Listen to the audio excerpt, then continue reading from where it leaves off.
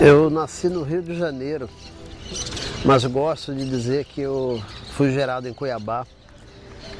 Meu pai foi para lá na década de 50, trabalhar no governo do estado. Ele era político, advogado. E eu, na hora de nascer, meu pai me mandou despachou minha mãe para o Rio, porque ele era divisionista, ele era a favor da divisão do estado. E Cuiabá não era o melhor lugar para um divisionista estar. E além do mais, ele era um pouco calorento. De qualquer forma, minha família tinha um ramo carioca. Mas eu fui lá, nasci. Tem interferência natural, né? A natureza está chamando a atenção. Mas eu nasci no Rio e já logo em seguida fui trazido para Campo Grande, fui criado em Campo Grande. Então eu me sinto mato-grossense. Inclusive me sinto mato-grossense daquele tipo de antes da divisão. O Mato Grosso antigo era um país dentro do Brasil, um país imenso, enorme, que a gente não conhecia muito pouco. E eu fui criado entre Campo Grande e Rio de Janeiro, mas pouco a pouco eu fui conhecendo o estado do Mato Grosso antigo e lugares como Aquidauana, Corumbá. E a gente começou a conversar sobre essa questão da divisão do estado, que foi uma necessidade política. Mas paremos por aí. É importante dividir politicamente, administrativamente um estado que tinha o tamanho de um país. Isso é uma coisa. Outra coisa é dividir culturalmente o antigo Mato Grosso, cortar a história das pessoas, que é uma história comum. As pessoas do norte e do sul ouviam, tempos atrás, ouviam Délia e Delinha e se sentiam representados pela música Délia e Delinha. Ou Zé Correia, sabe, um grande chamamezeiro. Assim como elas também se sentem representadas pela poesia de um Manuel de Barros, por exemplo. E tudo isso já começou a acontecer antes da divisão do Mato Grosso e do Mato Grosso do Sul. Portanto, eu acho que falar em duas culturas diferentes é forçação de barra. Nós temos o mesmo tronco, as mesmas raízes, podemos mas ser galhos diferentes. Quando cheguei aqui em Corumbá, pela primeira vez, eu tive o impacto que eu acredito que todo viajante tem, não só os turistas, tem gente que viaja por necessidade, viaja para descobrir coisas. Eu fui me encantando com essa viagem de trem, com a chegada em Corumbá, com essa vista espetacular. E eu mostrei o Rio Paraguai, mas também poderia mostrar o Casario do Porto. Todo esse clima, toda essa história que a gente respira em Corumbá. E sempre tive essa atração grande por aqui. Desde cedo eu aprendi a tocar violão com as minhas irmãs e comecei a querer subir um palco, ou também, nem precisa subir um palco, me comunicar através da música. Eu sempre tive a sensação de que música é uma mágica. Eu tenho certeza, aliás. A música é uma linguagem, mas é uma linguagem com um dos menores alfabetos que existem. Bastam 7 notas e 5 meias notas e você consegue expressar alegria, dor, tristeza, ciúme, paz, inveja, excitação. Tudo isso são emoções que você consegue transmitir através da música para qualquer ser humano. Eu tenho uma sorte muito grande de ter encontrado logo de cara, assim, o primeiro parceiro que eu tive foi ninguém menos que o Geraldo Espíndola. Nós nos conhecemos ainda garotos em Campo Grande, com 15, 16 anos, e na época em que a música estava, como nunca antes, estava mudando a vida das pessoas no planeta. Os Beatles estavam botando o mundo de cabeça para baixo. Aqui no Brasil, a Jovem Guarda de um lado, os festivais, a geração que nos deu Caetano, Gil, Chico Buarque, Milton Nascimento, estava fazendo ferver assim, as cabeças, os corações, os festivais. E eu cresci nessa época.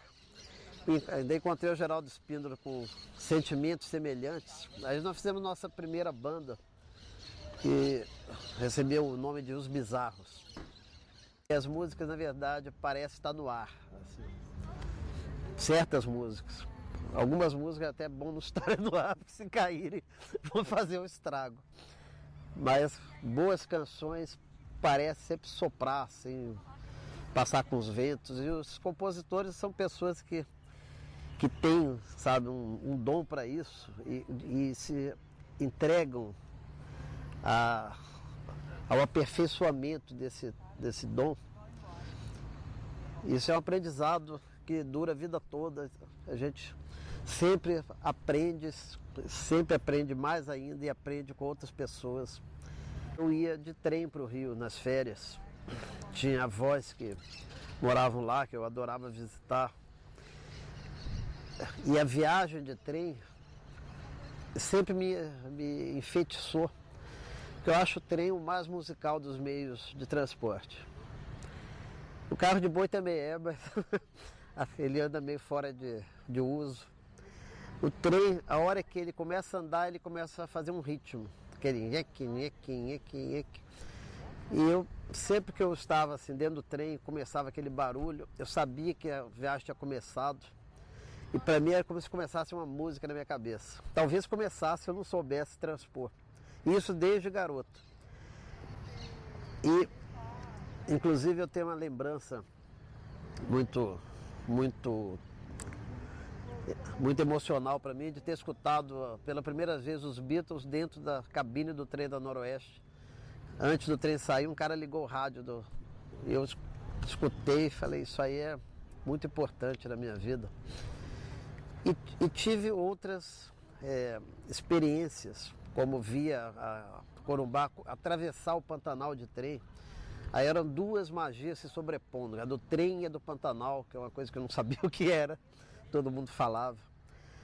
E isso foi se somando na minha alma, no meu espírito. E uma época eu vinha a Corumbá a caminho de Machu Picchu. Nos anos 70, a geração a que eu pertencia estava assim, no mínimo descontente com o clima no Brasil, que era um clima pesado de repressão, de governo militar, censura, perseguições, essas coisas. Enquanto isso, a música nos trazia de outras partes do mundo um jeito mais feliz de viver. E eu e o Geraldo Roca saímos do Rio de Janeiro rumo ao Machu Picchu para seguir o caminho, sabe, que a geração que botava a mochila nas costas e resolvia se arriscar, descobrir novos caminhos, estava trilhando. E no caminho mesmo, quer dizer, mal saímos de Campo Grande, com toda a expectativa que a gente tinha por essa viagem, da aventura que ia ser, nós começamos a fazer a música. Logo assim, acho que é meia hora de viagem, nós fomos para a cabine. Mentira que nós fomos no vagão restaurante antes. Tomamos umas cervejas quentes. Se alguém disser que tomou cerveja gelada naquele trem, não está falando a verdade. Mas nós estávamos assim eufóricos com o início da viagem. E aí, antes de dormir, nós fomos para a cabine, fomos guardar o violão. E o Geraldo Roca começou a cantarolar a música, que era assobiar uma melodia. Eu prestei atenção e falei, sabe, isso aí é muito legal, vamos ver o que estudar. E só podia ser mesmo uma música que falava de um trem atravessando o Pantanal. mas a gente não fazia ideia de que essa música fosse durar tanto, que fosse, apesar de ela terminar falando em todos os trilhos da terra, eu nunca imaginei ouvir essa música em lugares onde eu já ouvi. Eu cantar e algumas pessoas reconhecerem e cantarem juntos. Isso tanto para lá quanto para cá, na Europa, quanto na América do Sul, até nos Estados Unidos também. E acho isso fantástico. Canções são muito parecidas com filhos. Assim. Você trabalha bastante, dá duro para nascer. Às vezes leva um tempo, às vezes leva 30 anos para uma canção fazer aquele chorinho de nasci. Mas depois elas vão se juntando, é que nem aquelas famílias antigas de muito filhos. Acho que nem os pais sabiam, aquelas famílias com 12, 14. E às vezes as pessoas me perguntam quais são minhas músicas preferidas. Também é difícil falar. Todo filho é bonito pro pai, né? Você olha, em geral, quando você acabou de fazer uma música, se é que a gente termina de fazer uma música, eu acho que às vezes as músicas continuam sendo feitas até pelas pessoas que escutam, pelos intérpretes. Os intérpretes pegam uma canção que você fez de um jeito e muda o cabelo, muda, sabe, a roupa, você mal reconhece. Então as minhas músicas continuam sendo feitas pelas pessoas que escutam. E eu tive uma comprovação disso recentemente, quando eu vi Comitiva Esperança sendo dançada e interpretada, porque a dança é uma interpretação com o corpo, né, com gestos, sendo recriada e reinterpretada por uma pequena multidão de corumbaenses. Foi uma emoção assim, diferente, bastante diferente. Eu não vou dizer que eu não esperava, mas também não posso dizer que eu esperava, porque não é o nosso feitio fazer músicas para coreografias, para danças.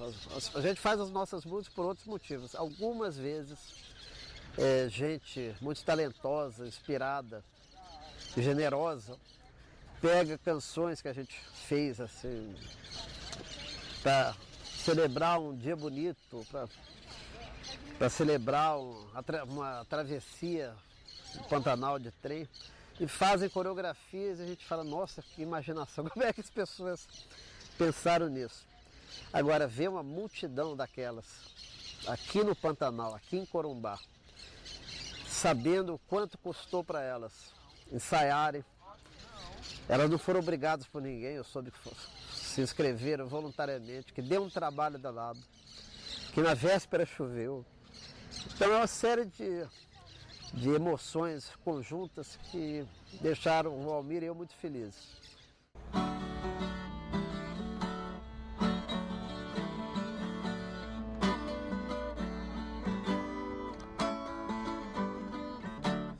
Nossa viagem não é ligeira, ninguém tem pressa de chegar.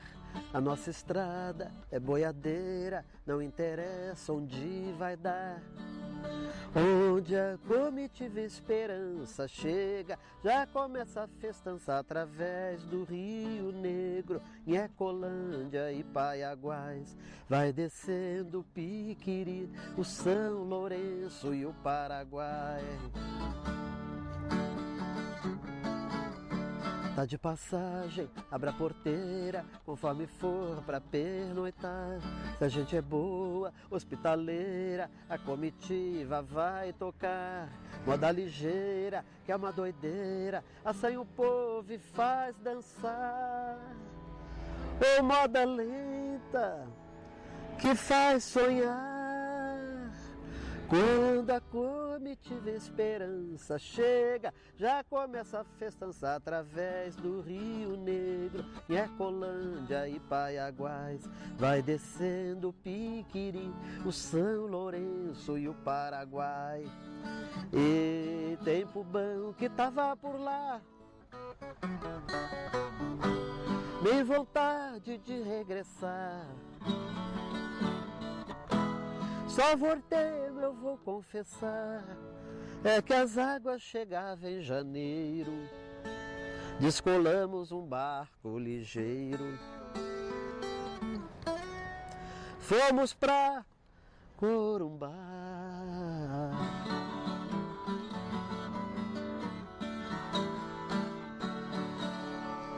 Oh, beleza de viola, desafinada. Algumas décadas atrás eu vim aqui em Corumbá fazer uma apresentação com um violeiro muito importante, mas que já não está entre a gente, chamado Renato Andrade. É um mestre da viola.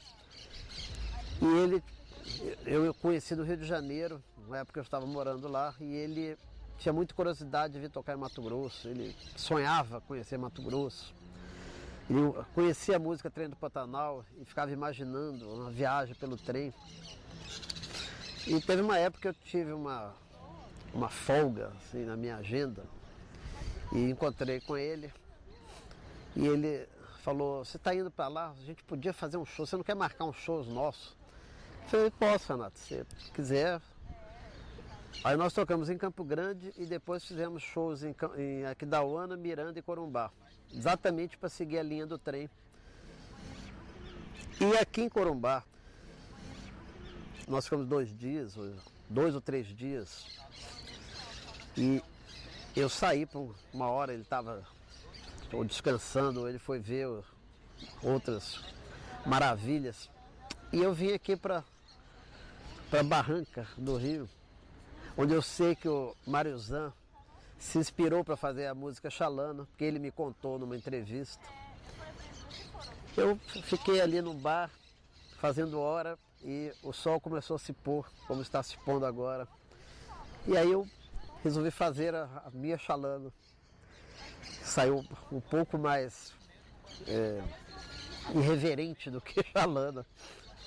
Mas é uma música que eu guardei durante um tempo. Na verdade, eu levei um tempão para saber como é que eu terminava, porque eu fui descrever o pôr do sol e comecei a brincar que era praticamente o fim do mundo, é como se o mundo estivesse acabando. O céu enlouqueceu, ficou da cor da tal bombagar e fica mesmo.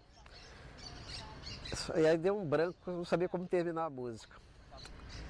Aí recentemente eu estava pensando nas canções que eu ia colocar nesse disco, em que eu queria fazer um apanhado dos vários estilos que eu já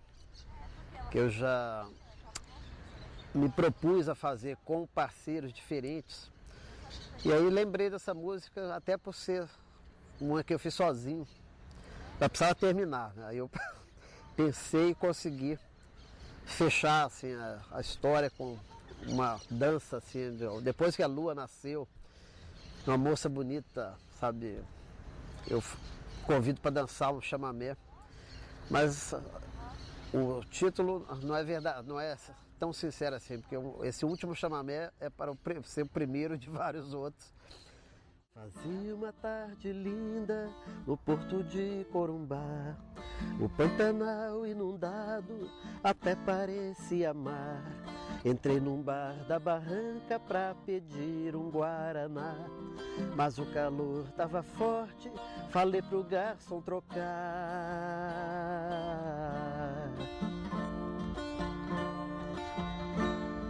E 10 canecas de chopp depois, mais pra lá que pra cá. Pros lados do pé da serra eu vi o sol afundar. O céu então endoidou, ficou igual a tal bombagar. Pensei com os meus botões, fim do mundo vai começar.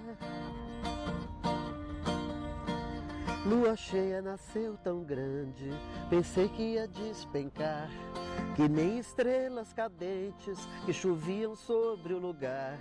Gritei, garçom, traz depressa a melhor champanhe que houver. Me chame aquela morena, vou perguntar se ela quer dançar comigo essa noite, o último chamamé. Dançar comigo essa noite, o último chamamé.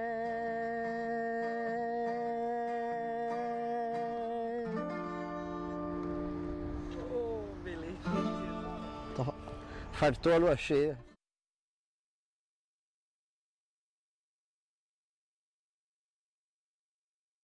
São Pedro chegar, eu quero estar no meu lugar, com os meus amigos, com minha gente, com quem da vida já descansou, assemelhando guardar semente, aonde Deus abençoou.